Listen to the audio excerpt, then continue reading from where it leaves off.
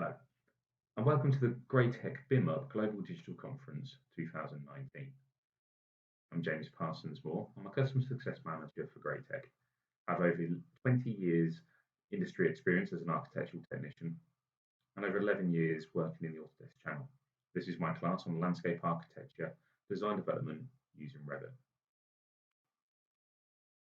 At Graitec, the four main principles of what we deliver fall under this: Graitec Design, BIM design using Autodesk products and enhanced with the Graitec Power Packs. Graitec Simulate, using your BIM model to simulate your designs for use in the real world with market-leading Graitec technologies. Graitec Fabricate, taking BIM deliverables through to finished fabricated products and site delivery. And Graitec Manage, managing all of your company's work in progress, BIM data and IP for collaborating with an external common data environment. This presentation and accompanying demonstrations will look at the modelling design tools within Revit, accompanied by CS Artisan RV for landscape architecture design development workflows.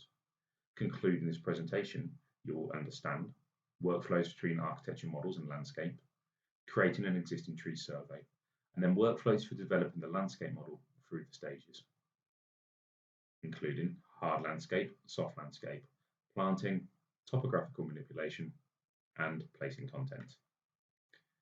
The aim is for you to be able to take a model from this, an existing survey topography, to this, a fully developed landscape design.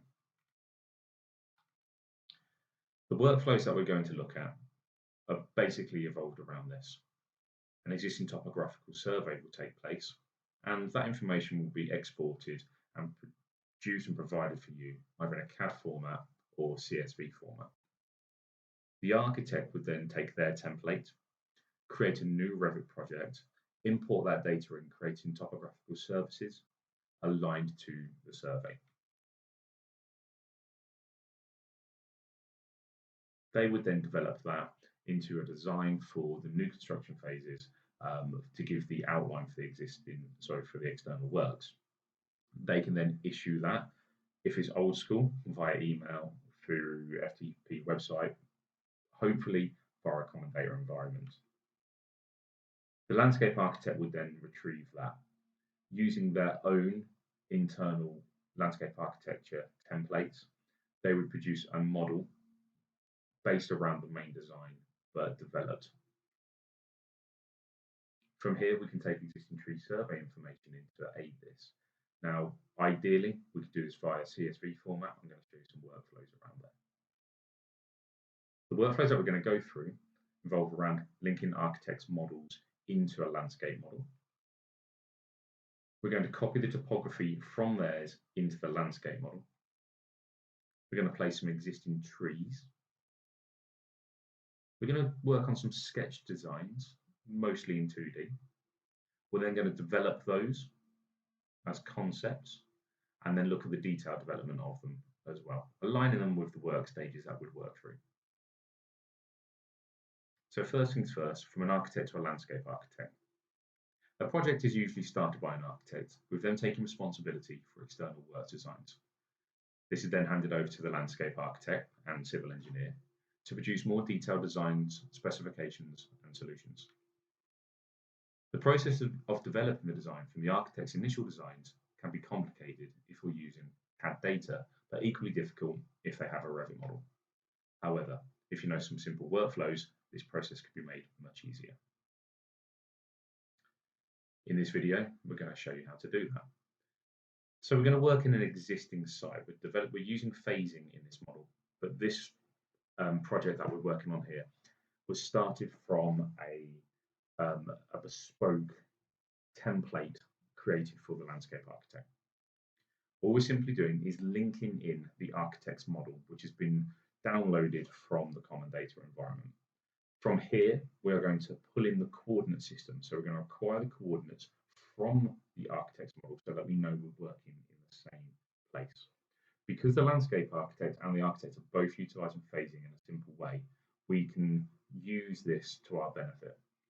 Our existing phases will show the existing phases within the architect's model, and the proposed phases, the new construction phases, will show the proposals by the architect, as you can see on the screen in front of you.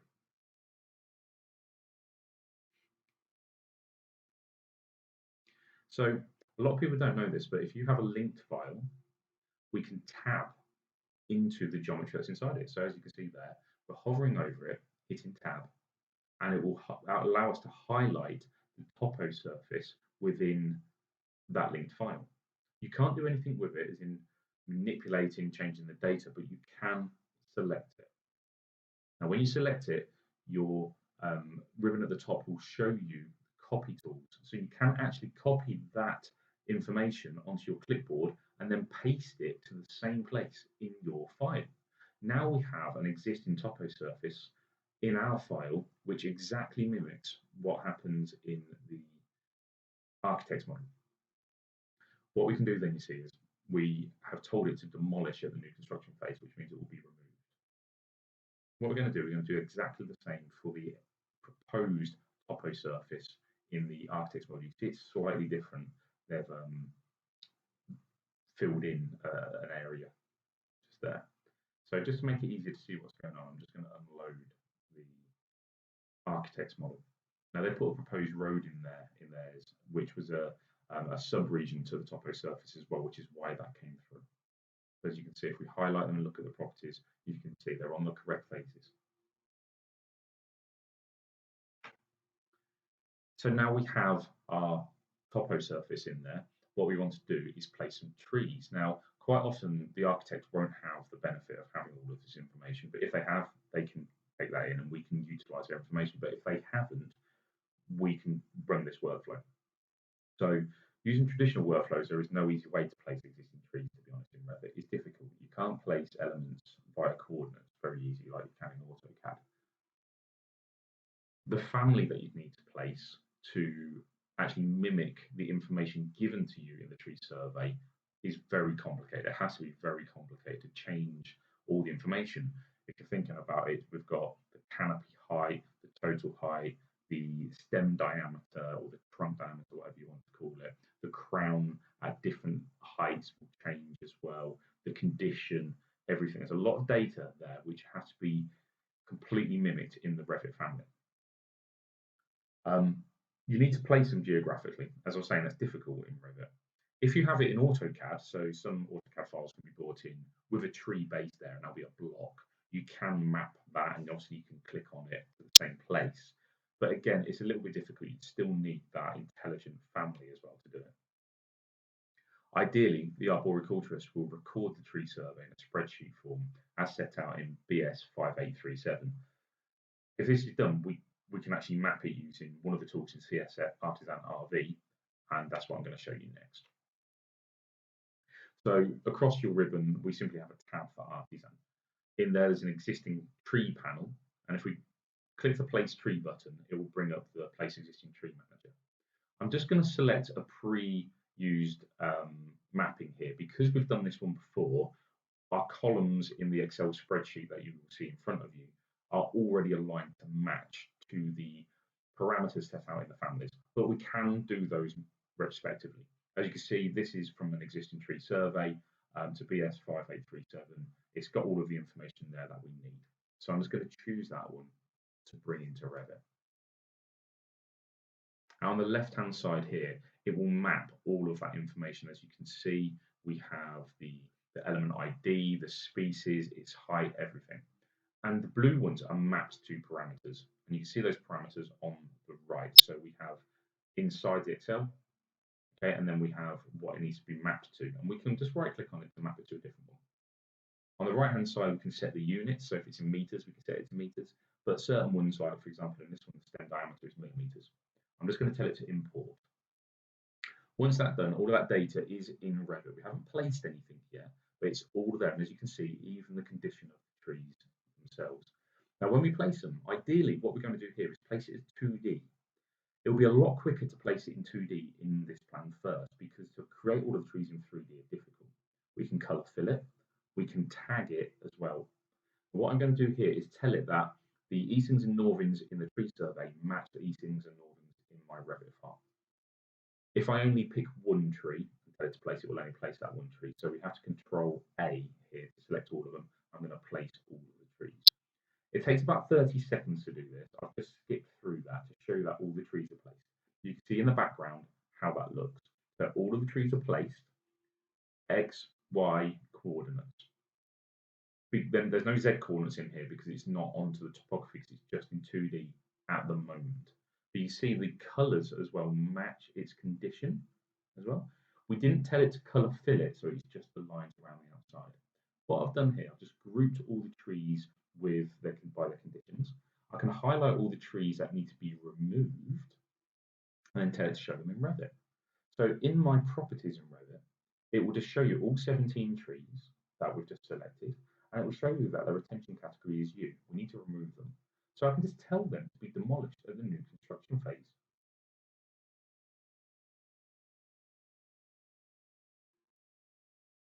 Now I'm just going to go into my proposed 3D view quickly. And as you can see, we can't see anything because I told them to come in 2D only for now. So there'll be nothing appear in here. Likewise in the tree demo for 3D. However, they're there in 2D. I've created some phasing on this so that the trees that have to be removed are red and the existing trees that have to be retained are grey.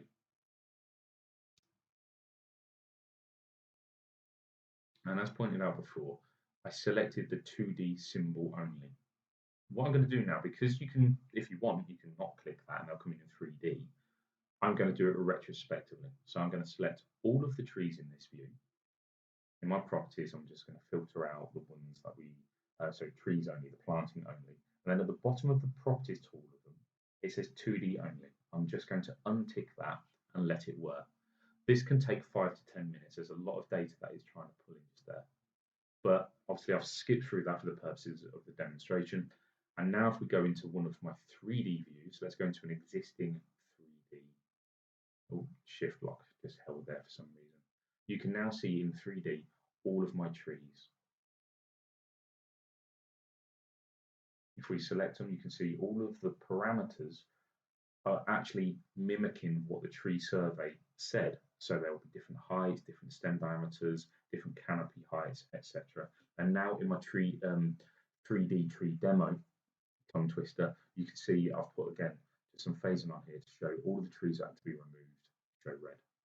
Likewise, I've already got in here a existing tree survey. And now this should match completely the information that was issued originally in the tree survey that were issued.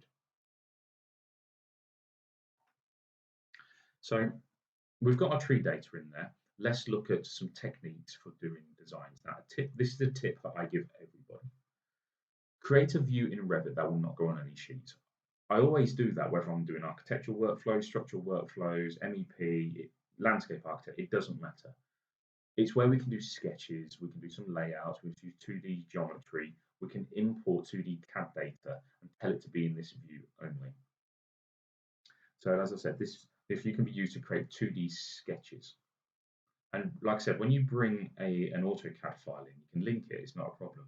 There's an option for current view only. It brings it in like a detail element, like an annotation. So it won't just appear everywhere else, it's just in that view. So if you've done any sketches in AutoCAD, you 100% can use them. So let's look at some of those workflows. So in here, I've got a view, it's a floor plan, it's called Proposed Site Working Progress. On your Annotate tab, don't forget everything here is view specific.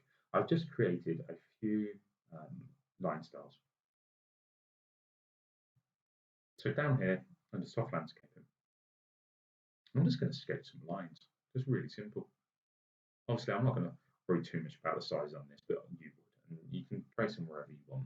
Just here, I'm just going to do, I don't know, a circle or something, just to give you an idea of a representation. I've done that as hard landscaping, it's a different colour, that's fine. I'm just going to write some text inside here, saying that is soft landscaping. Now remember, this is just line work, so at the moment, there's no intelligence to add. So I'm just putting a note in here for myself so I know what it is.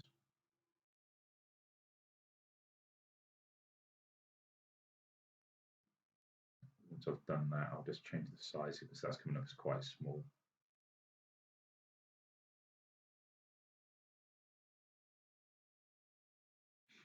There we go. Let's just tweak that up, move it here. Fantastic. Now, very early in the design, you might want to actually give that a representation via a hatch pattern, or as we call it in Revit, a fill pattern. So in here, I've created two fill patterns, one for hard landscaping and one for soft landscaping. So because the lines are there, I can just pick them for the boundary. We'll just refer back to them. There we go. So we've got a hard landscaping fill pattern there, which can obviously be linked to a legend. We can get areas out of this as well. And I'm just going to do the same for the soft landscaping just here.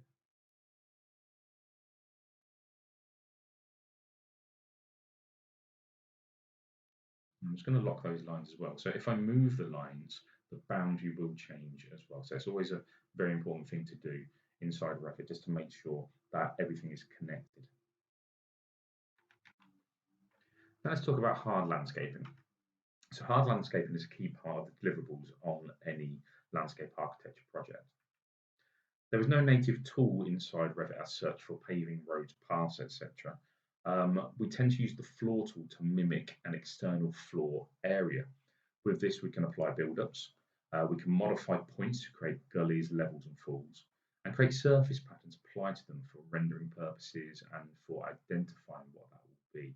You can smart tag and schedule that information accordingly as well.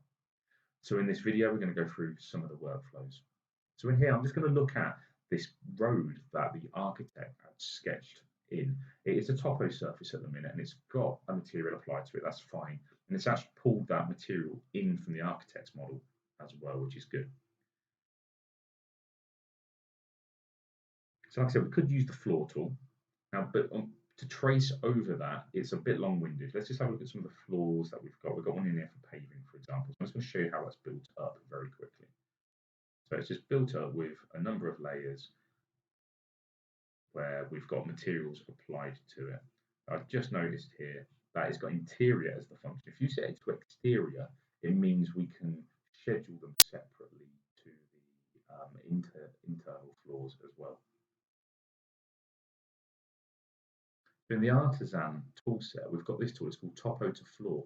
So it's there to help you with things like this. We can simply select a topo surface or subregion, preferably, and just press finish here, and we can tell it which of our floors inside our Revit project we want to actually turn and actually map onto that topo surface.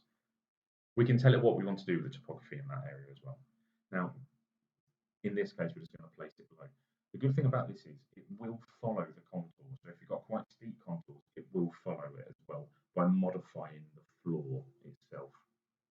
There we go. It's created points all around it. It's the same. If you've worked in Revit, you've seen that message before. Some of the lines might be slightly off axis. It doesn't matter. It's here from a project in this case. So as you can see, that road now has a build-up to it. And from there, obviously, we can get volumes, we can get areas, we get full build-ups of all the materials that we are potentially going to need. And it will also aid with our cut and fill a little bit later on.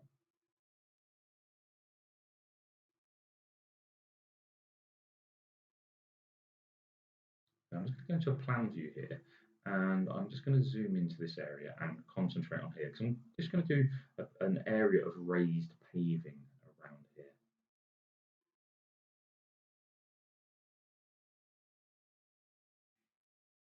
So I'm just going to tab into my topo surface. I'm going to edit that boundary and copy this boundary to my clipboard.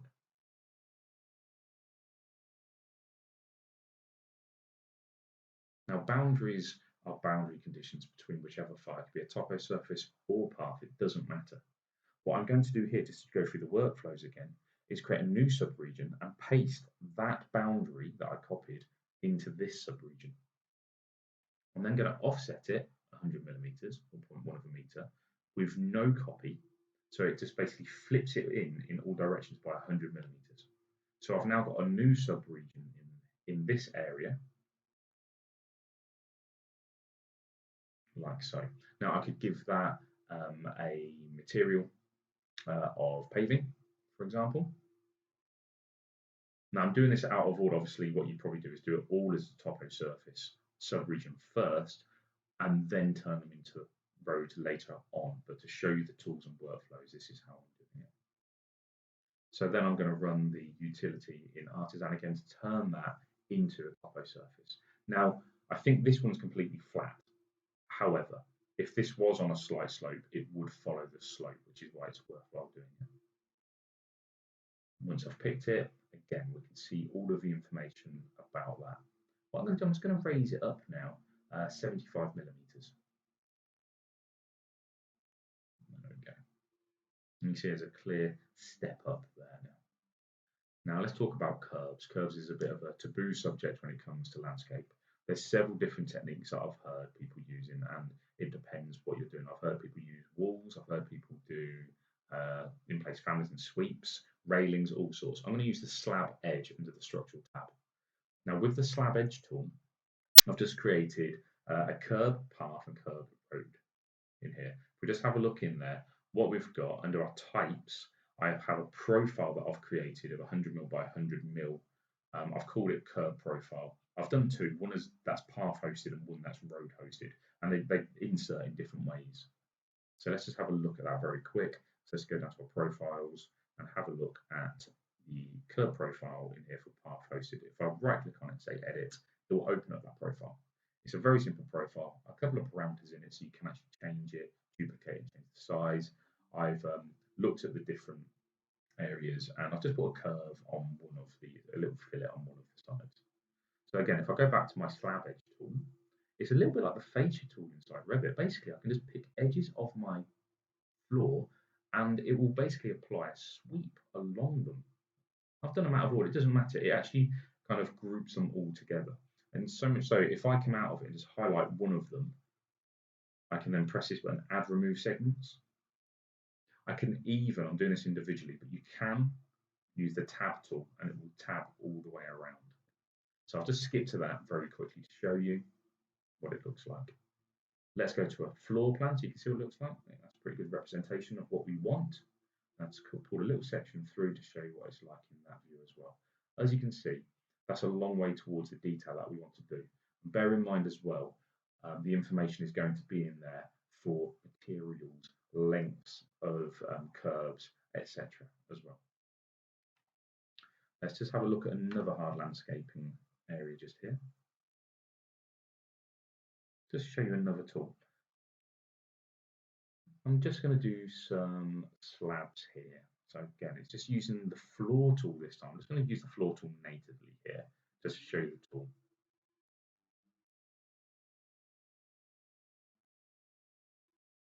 Okay, on here I've got a surface pattern to my upper material, to my upper layer of it, for slabs. So they are, I think, 600 by 600 slabs. What I'm going to do is modify sub-elements and add a point in here. I'm going to place a gully somewhere like this. There we go. Just a drainage gully. Now I could have put that anywhere. After that, we can modify sub-elements and tell that to go down a certain distance. I'm putting a minus figure in there and telling it to go down 150mm. Now that's going to skew the surface patterns. Now this isn't good for every surface pattern, but native, nice, easy ones out of Revit, just line-based ones, we can actually manipulate that line work quite easily. Just here, I'm using the align tool just to align the surface pattern with the edges of my floor itself. You see, it actually makes it really quite neat. There you go. Which isn't too bad at all. Just to show you that there is a slope on there, let's pull a little section through just to show you what it looks like. Just going to select the section, save some of the settings before we go into it as well. I'm just going to shorten it up, tell it to be a little bit of a smaller scale, to 20, and change it from coarse to fine detail so that we can see all the build-ups inside it. There we go. And you can see how the whole floor cranks. Now we wouldn't dig it and pour the materials in like that.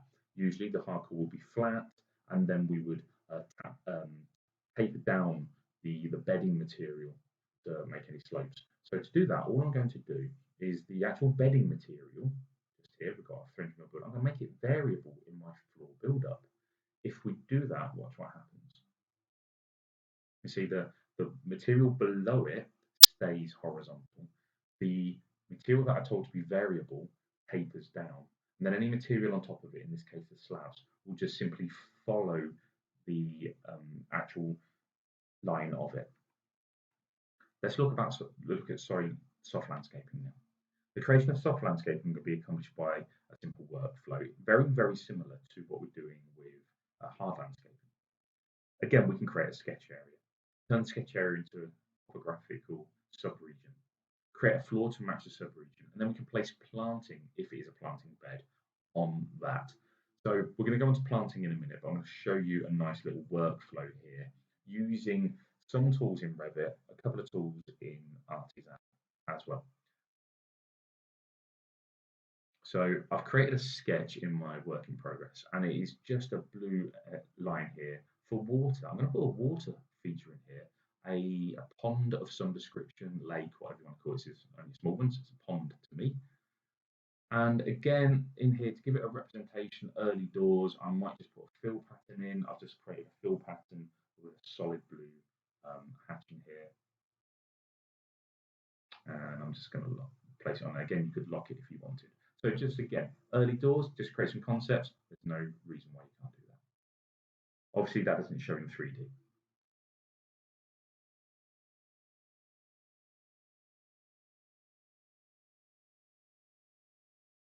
I'm going to create a subregion. So again, I can pick lines and just tab around there, and I'm going to create a subregion completely matching what happens there. Now, the difference between a subregion and that is I'm just going to apply a material of water to there, which is what I've done before. It's actually going to drape onto the topography, as you can see, like that. Now, water obviously doesn't sit like that, but early it's enough to give a very simple representation of what you're doing. Now, a traditional workflow that people use for stuff like this is using something called a building pad, which is native to Revit. It's like a floor. I've created a depth of 2 meters on this and give it a material the same as my Toposurface. Now, you can't pick the lines to the subregion in 3D. You can't even pick them in 2D, which is why we can refer back to our work in progress to pick those lines. I'm just going to, again, match the boundary and give it a minus offset so it gives it a depth to the top of it.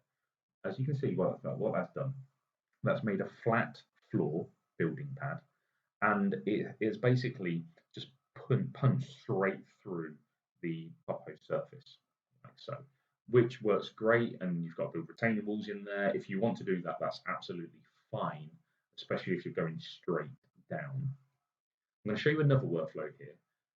It's for this sort of situation, it works well. It's using an area pad tool in Artisan. So again, all I'm going to do is pick the topo surface, and I'm going to run through this. I'm going to tell it what level I'm going to put this floor at. Now, the base level of my project is 0 on here. So what I'm going to do, I'm going to tell it to go 0.5 meters below that. I'm going to put an embankment slope of 45 degrees. I'm going to use a floor, but that I've called water lake, because it's got to build up the same as my pad had. You can put cut and fill into a 2D view if you want, and it will show you areas that are being cut or filled, depending on whether you get a plus or minus. You press OK, finish, and it will run it. And just like that, it has placed the water 0.5 meters below my base level, and it has put an embankment in of 45 degrees all the way around, changing the topography as we go. That gives it a really nice effect for me. And we can do that for lots of things. Obviously, that could just be a building pad. It could be an area that you want to embank down. We could have changed the embanking on there as well to make sure that it works. Let's look at proposed planting. Revit natively does have planting under a category. It usually contains an RPC, rich photometric content, and it's a representation of planting. They can look okay. They look like cardboard cutouts usually, but if you render your scene, it will obviously look more realistic. It's basically made by lots of photos being cut together. Artisan has bespoke planting for both concept and detailed schemes, and I'm going to run you through those. So first things first, concept planting. Here I'm going to do a linear one, and I've just created another subregion, my topography to do an area. I'm going to use the concept planting tool. This is just a text parameter that's added into it to give it a location. And again, it's a text parameter for the description. which we will tag after. I've got different shades, so there's only 2 at the moment, but we've got autumn and summer. We can change the shading on those as well. So again, we've got area, linear, and singular. I'm going to show you all of them. We can choose what sort of tag we're going to use. I'm just going to use a simple tag at the minute, which is going to tag it by name, but you could put numbers in there as well. I'm going to select the subregion. You could do it to a floor as well.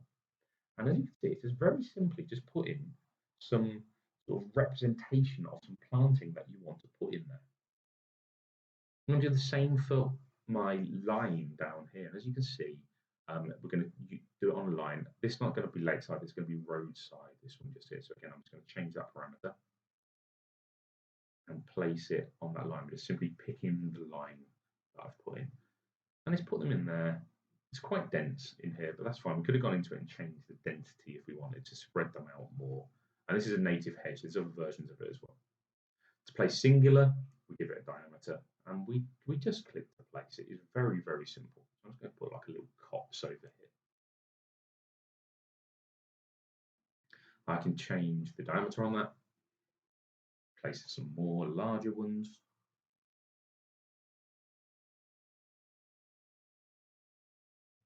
There we go. Let's go back into it. Let's change it to clump as well. So this time we can put a clump. It's 3 trees.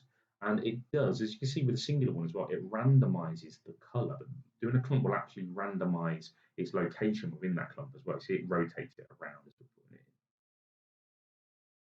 in. And there we go. We've got an area, we've got linear, and we've got single and clumps of singles as well. Let's go to our concept planting schedule that we've already got in there. And you can see how that information starts to build up really fast. Let's look at proposed planting detailed now. So this is much more detailed inside Artisan. We're going to use the create tool here rather than concept. Create concept is just create. It's going to be called create detailed. Now this uses the web integrated side of Artisan, where it's got Flora, which is links to the NPS. Now from here I can pick a palette. I can go into Flora and create new palettes. I'm just going to create a woodland mix here. So we've got different woodland mixes that have been pre-created, but like I said, we can make our own anyway. It's very in-depth. So I'm just going to choose one of these. We've got options for area, linear, and singular as well, but I'm just going to show you some of them. So in here, it shows you the mixes that you can place. I'm going to place it within this Toposurface over here by pressing the area tool, and then it comes in here. You can see the build-ups of everything across the top. Again, you can choose a location parameter. I'm going to choose lakeside up here again. You can choose how you're going to tag it, how you want the graphics to look in 2D, what color fill you want to place on it. I'm going to put soft landscaping in here. And you can choose place 2D only. You can go back and change it after as well. And again, I'm going to press place planting and just left click in there. Let that work. Because I did it 2D only for now, it doesn't take much effort. And you see this is much more detailed in terms of its numbers. So all of these numbers are based on how you've set out those species and what their diameter and their spread and their growth is going to be in here. And you can choose percentages as well. You see you've got the area, the name of it, all written down. So I've just pressed edit and we've gone back into it. You can actually see the build-ups of it. On the far right-hand side, you can see the percentages. You can actually grow the planting as well. The percentages stay the same, but you can see for its ages how the size of it all changes in there. Now this isn't in 3D at the moment, so you can't see it there. I'm just going to do a linear one down here as well, so you can see that. Looking like an avenue of trees. Let's have a look at that. So let's just look at this species here. I'm going to press line. Again, we can just go through the settings. I want to do this in 3D.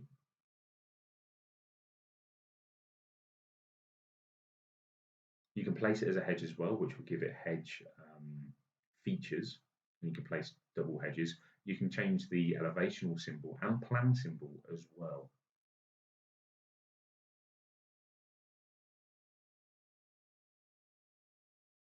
And we just simply select the line and finish. Now, we've got 58 in here. it's a little bit on the dense side. So what I'm going to do, I'm just going to press edit and highlight one of them and have a look at these. Now, these are very immature. They're only 2 years old, so they're definitely not going to work. So what I'm going to do is come in here and have a look at what happens if I change the centers. It goes down to 18. Let's look at growing them as well. Can you see what it says here? The specification age is 2, but after planted 29 years, it takes you up to its ultimate spread and ultimate height. Now, based on those, I need to spread them out more. So I'm going to do it so there's only 9. And it will just grow them. That simple. Doesn't take long at all. So you notice how I'm not doing this through Revit. I'm actually doing this part of it through the Artisan tools. But it just changes all of the information inside the Revit content. Let's have a look at that in 3D just to see what they look like.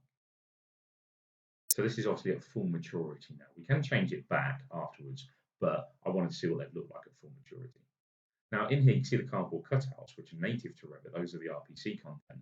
What we've done at Artisan is we've given you options of what we can do. So for a start, I'm going to turn off the RPC. I'll turn off the cardboard cutout, but ultimately that won't look like RPC content when you render it either. It will carry on looking like the Artisan one. You can toggle the way you can either have it primitive or using voxels. And again, it's an acquired taste. I can even make it look wireframe as well. Again, it's an acquired taste.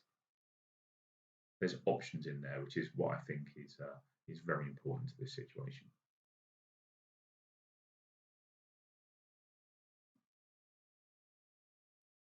Okay, let's look at putting some site components in. So site components can be created using native Revit families for items such as benches, shelters, and cycle storage. Fences, we can use elements such as railings. That's what we've traditionally used. That got a lot better in 2018 because you can host them onto a Toposurface now. There's a bespoke fence tool inside Artisan for doing this as well. I will show you how to do them. And then we can create planters really easy. We use the wall tool and the floor tool for filling in what we're going to put inside the planter. We can then group them if we're going to have the same sort of planter in multiple places, so that if we edit one, it edits more, it edits more. So let's look at placing some fencing. So again, I've just drawn some lines in here to represent where I want some fences to go. Just line work. I've done another fence just around the edge of my pond up there. I don't want people falling in, and I've just done another fence down here. So like I said, we've got a tool inside. So I'll come back to that in a minute. I'm just going to use the native railings tool. Now I'm just using native ones as well that come out of the box with Revit in this one.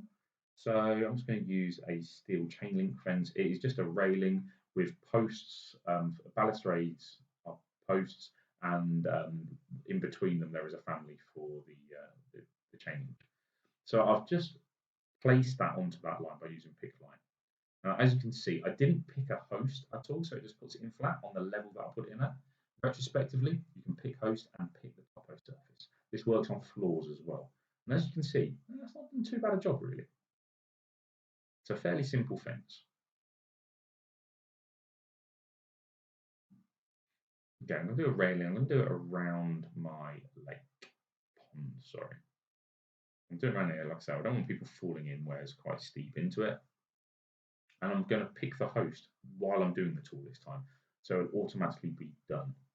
Looks like this one's a little bit complicated and the railings might have got stuck. We'll go and look at it in a moment. Again, I'm just going to do similar here, and I'm just going to pick down here and pick the Toposurface. Let's have a look at them in 3D. So I've got that one just there, around the top of my lake. You can see how that follows the contours nicely around. And then over here, we've got a different area, just nice and flat. I'm just going to change this fence to a different one. There we go. You can see how that works. There's quite a few that come out of the box, but they're fairly easy to make as well. Right, so I'm just going to delete these. And let's look at using the Artisan tool for doing it as well. So in Artisan, we have a tool for create fence. It's completely different. It doesn't place a railing. It's a custom tool which places families along a line. It's like using a smart array. So you can choose which family base you want to do. You can do it in 2D or 3D and drape it on the topography. You can choose a location as well. So you have different build-ups in here where you can state the posts and what's going in between as well. So horizontal rails in this for this one. You can also duplicate it and change the settings, obviously. Again, all I'm going to do, pick lines. Again, we're referring back to those lines that we put in as part of our design development. Give it a few moments to work. And we can go and have a look at that.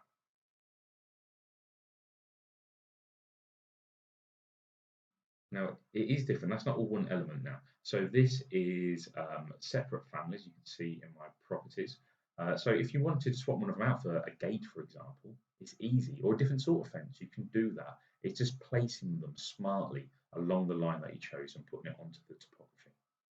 Let's look at a more complicated one here. So this is a bugbear of mine, and like everybody going back, I'm going to put a fixed panel one in here. So I've just shown you a different one, a fixed panel fence here with some gravel boards. So this one is quite a steep topography going up. So I'm just going to look at the settings. Again, we've got gravel boards, we've got panels, we've got posts. You can see what it's going to look like. Obviously, the steeper it is, the more it's going to stagger and the more gravel boards you may need to make it look okay. So I'm just going to finish it, hold it to drape on the topography, and let's look at that in 3D.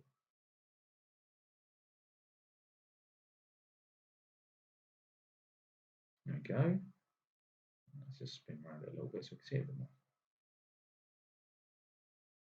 And you can see just there where we've got a gravel board at the bottom, but as we're going up the steep slope, we have more gravel boards to fill in the bottom.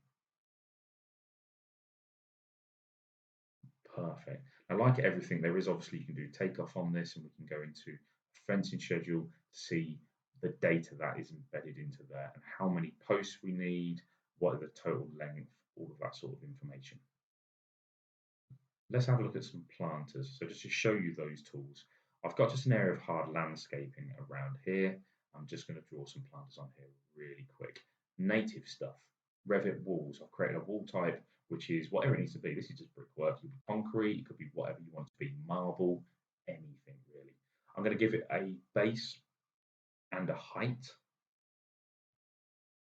I'm just going to sketch where it is. Now, because I'm doing this on a slab, it's quite easy to sketch it. I know the size of it, and I can align it to it.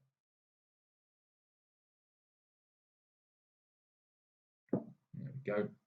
And inside it, I'm going to put a floor. This one, I'm going to put a planter in here, which is going to have some soil, some topsoil, some mulch in it, whatever it needs to be. It's a metre deep total. So I'm going to put it in a metre above, so it's being built off of the floor. There we go. I'm not going to join, not tell the walls to go, but I'm going to join the geometry so it looks right when I cut through it. I'm going to turn that into a group just by highlighting it and using the create group tool. I'm going to call it a name, planter, obviously be more specific if you've got multiple planters in there.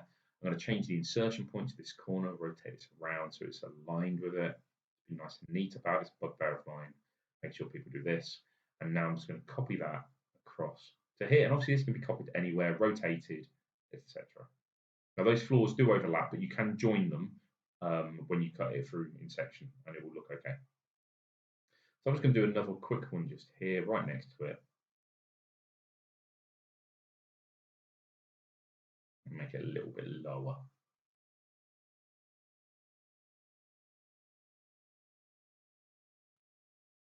There we go. And this time I'm going to put a floor in there, but I'm going to choose a different floor. I'm going to put a reflective pool in there. So this is just a different floor. It's not a lake. It's a little bit murky for this one. It could be a pond if you wanted. But I want it a bit more clear this time. So I'm going to choose a different floor and put some flooring in here. So again, same tool as before, pick walls. I hit tab, select all of them on the inside face. Green tick. I don't want them to come up to the bottom. I do want to join the geometry. There we go. We've got my reflective pool in there as well. Quite simple. I've done them very basic, but you get the idea. Again, just to reiterate, as a group, I can edit one of the groups. I'm just going to tell my walls to go down a little bit high. But if you watch the second group at the bottom of there, once I change this one, the other one will change as well. There we go. Perfect. Cutting down on the workflows and the need to repeat work that you're doing. Finishing touches. Let's put some site components in there. Let's use the component tool. The ones that I'm using here are out of the box. You can go to manufacturers' websites. You can create your own. There's lots of ways to add this. And I've put a bin here because that's nice. Let's put a cycle rack up here for our sustainability. Perfect. And let's just put a couple of benches in as well. Obviously, these are just components. You can schedule them. It's really easy. I'm just going to rotate that around there. I'm just doing it really rough, but you get the idea.